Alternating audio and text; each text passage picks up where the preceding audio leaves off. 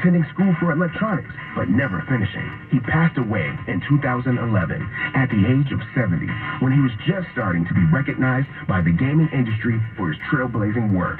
I'm Keon Williams on the Black Information Network.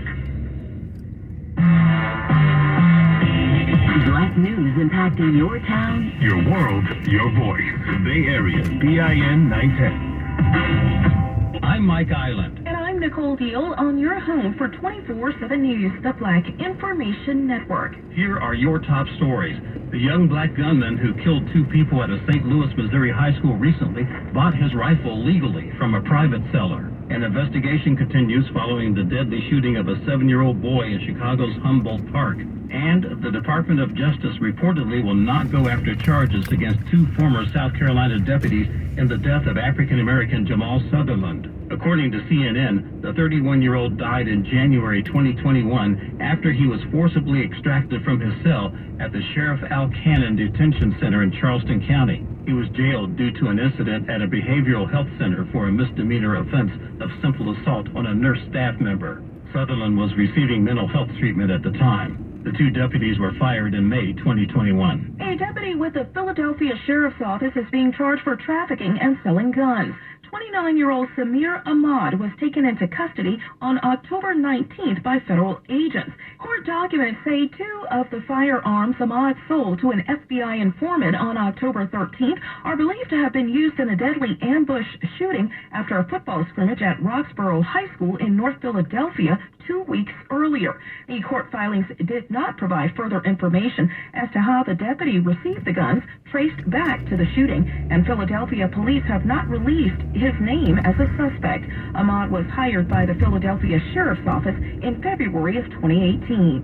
Treasury Secretary Janet Yellen says she does not see signs of a recession coming, but some experts say consumer spending is slowing. Jeff Cox, CNBC.com economics editor, believes holiday shopping could be the final straw before families begin to hunker down. We still have a fair amount of savings out there, so you might see, look, we're going to do one more big kind of holiday shopping season here, and then when we head into next year, everybody's going to just kind of lick their wounds. Yellen made the comments after the Commerce Department released data showing a rebound in the economy during this year's third quarter. Yellen says we've seen a solid growth in the economy and low levels of unemployment, leading to a strong labor market.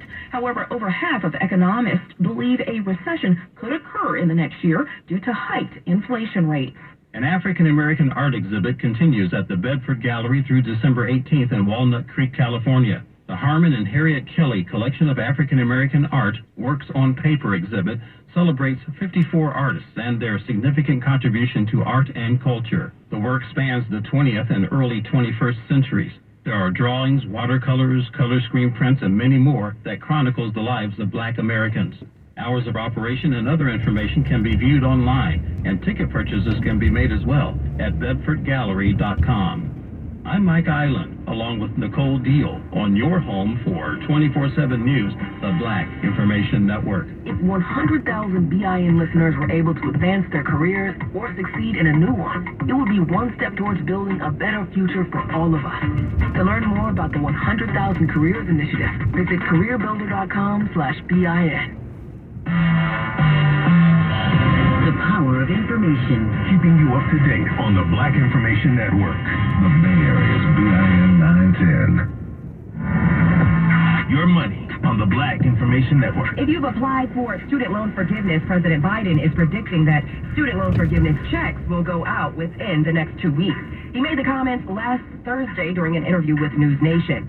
The administration's loan forgiveness program is being halted by a federal appeals court, which is considering a challenge from 6 Republican-led states. Biden noted, "We're going to win that case." Meanwhile, Treasury Secretary Janet Yellen says she doesn't see signs of a recession coming. She made the comments after the Commerce Department released data showing a rebound in the economy during this year's third quarter. Yellen said, "We've seen solid growth in the economy and low levels of unemployment, leading to a strong labor market." However, over half the economists believe that a recession could occur in the next year due to hiked inflation rates. And with winter approaching, the days are getting shorter, the nights longer, and officials warn heating costs are soaring. The Department of Energy expects heating bills to go up about 28% this season as inflation rises. Axios reports people in Northeast states should expect caps on heating oil purchases as supplies dwindle. Money news at 24 and 54 minutes past each hour. I'm Morgan Wood on your home for 24/7 News, the Black Information Network, and BINnews.com. The only news that hears you. The Black Information Network. The Bay Area's BIN 910. I'm Nicole Deal. And I'm Mike Island on your home for 24/7 News, the Black Information Network. And so if we're going to build the safest, strongest communities and the best police departments, we've got to have a motto that everybody counts, but everybody is accountable. That is Val Demings, a strong black U.S. House Congresswoman who is now running for a U.S. Senate seat in Florida's 10th Congressional District. Demings is one of a handful of black women set to make history during the November midterms if elected. Karen Bass in Los Angeles, California, could become LA's first black woman mayor. In North Carolina, African-American Sherry Beasley could become the state's first black woman senator. And finally, Stacey Abrams could be Georgia's first black woman governor, making her the first in the country as well. A survivor from a 1963 KKK bombing is speaking in Paducah, Kentucky next month. A white supremacist group killed 4 people in the attack when they used dynamite to blow up the 16th Street Baptist Church in Birmingham, Alabama. Sarah Collins Rudolph survived the terrorist attack and is sharing her story at West Kentucky Community and Technical College on November 11th. Event organizers believe students need to know people died to get laws changed. The event is free and open to the public. A new campaign called Get Her There is being launched by former First Lady Michelle Obama. She is spearheading the initiative along with former Microsoft General Manager Melinda Gates and actress Amal Clooney. According to Obama.org, the objective is to help adolescent girls around the world achieve their full potential and transform their families, communities, and countries. 27-year-old black woman Dominique Brown says her side hustle is bringing in 6 figures. According to CNBC, she has a day job in marketing, but her creative art pieces made with markers and crayons is making her nearly $270,000 a year. Her clients include the LA Lakers, Target, and Disney.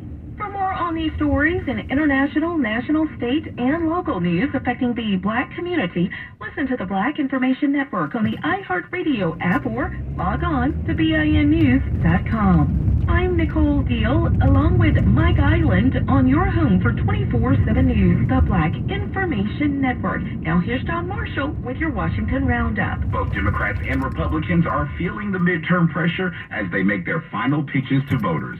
Inflation remains a top concern for millions of Americans. President Biden is expressing optimism following news that the country's gross domestic product grew by 2.6% from July to September. But Republicans argue Democrats are running the economy into the ground. And then there's the Personal Consumption Expenditures Price Index, a key inflation figure that the Federal Reserve follows. The index looks at the cost of goods and services. Excluding food and energy costs, the index rose 0.5% in September. Overall, the index has ticked up by 5.1% on a year-over-year basis. This comes as the Fed is expected to raise interest rates yet again next week in a bid to fight inflation. And that's your Washington Roundup. I'm John Marshall on your home for 24/7 News, the Black Information Network, and BINnews.com. The only way things get better Is if we elect better people. BIN reminds you that voting isn't just a right. It's a responsibility. Your vote is your voice. And the time to be heard is now. Power to the people. The Bay Area's BIN 910 is powered in partnership with Direct Relief and Chevy. Thank you for partnering with a purpose on the Black Information Network. Behind the Music is back with a podcast. I make music that I hope women will enjoy and make them feel things that they never felt before. I do it for that scream. Download the Usher episode now. Not having my father be there is what makes me the father that I am to my son. And listen anytime, anywhere with the iHeartRadio app. I was shocked because I'm more honest now than I've ever been in my entire career with my music. And I want to receive that way. Or wherever you get your podcast. With Election Day just around the corner and early voting underway in many cities, the Black Information Network reminds you that real change only happens when you vote. Exercise your right. Vote in this year's midterm elections. You can make a difference.